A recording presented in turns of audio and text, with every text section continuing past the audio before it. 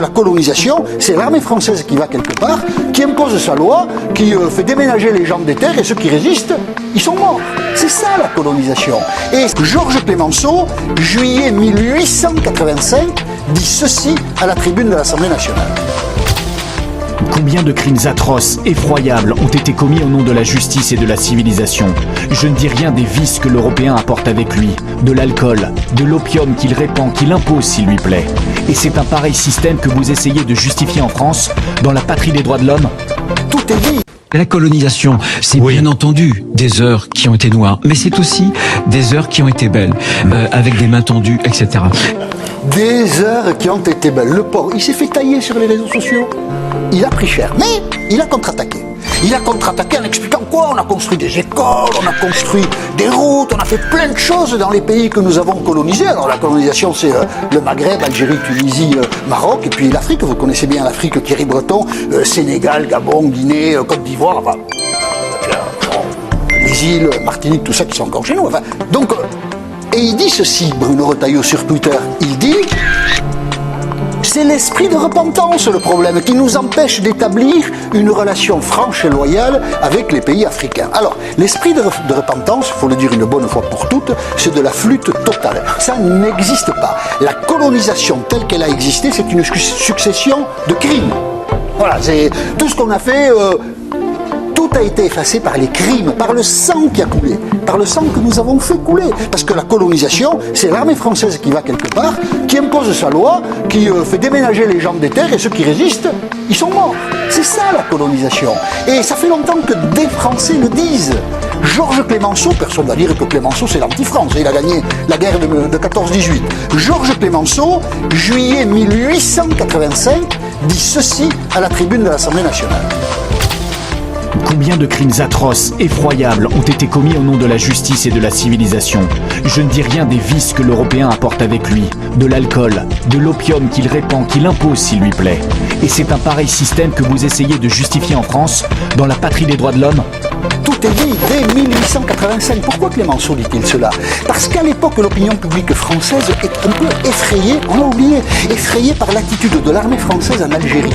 L'armée française en Algérie, la conquête de l'Algérie, c'est 1840-1870, c'est une succession d'oradours sur glane, des villages rasés, les hommes, les vieux, les jeunes, les combattants, pas combattants, tués, les femmes assassinées, les enfants zigouillés. C'est ça l'armée française qui conquiert l'Algérie. C'est un bain de sang épouvantable. Je pense que les Algériens, ils nous ont foutu dehors avec le sourire, et puis on n'était pas prêt d'avoir leur sympathie, évidemment. Et c'est parce que Clemenceau a la connaissance de tout ça qui fait l'objet de campagnes de presse dans les années 1850, 1860, des journaux allemands, anglais, partout en Europe, on est effrayé par l'armée française. C'est ça la colonisation. Plus tard, je saute des épisodes, Aimé Césaire.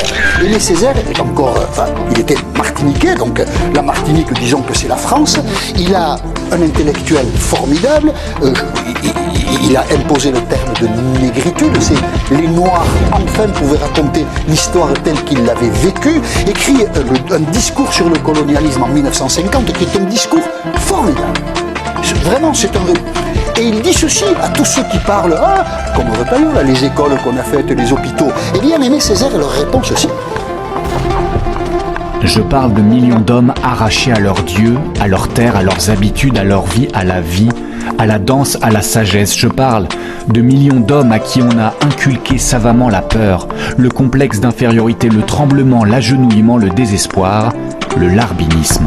1950, la colonisation est un crime. C'est dit, on ne pourra jamais dire mieux que ça. Mais la France est indécrottable. Février 2005, le Parlement français vote une loi qui a scandalisé le monde entier sur les bienfaits de la colonisation. Article 4 de cette loi.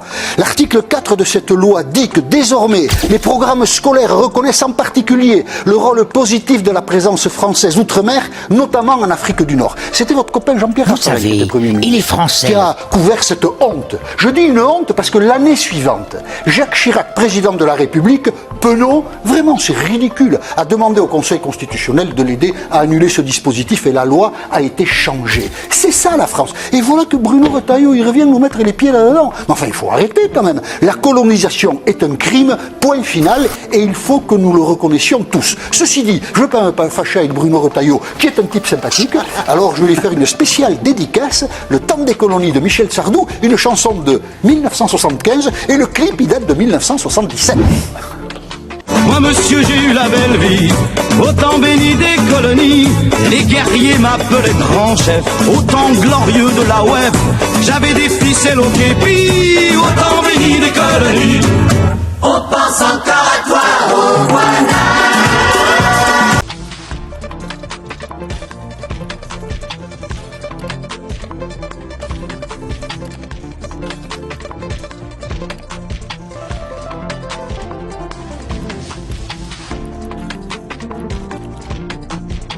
Si vous voulez, abonnez-vous à ma chaîne, ça se passe par ici. Et si vous voulez moi faire intervenir directement très bon technicien chez vous pour faire lui-même abonnement pour vous. Très bon SAV.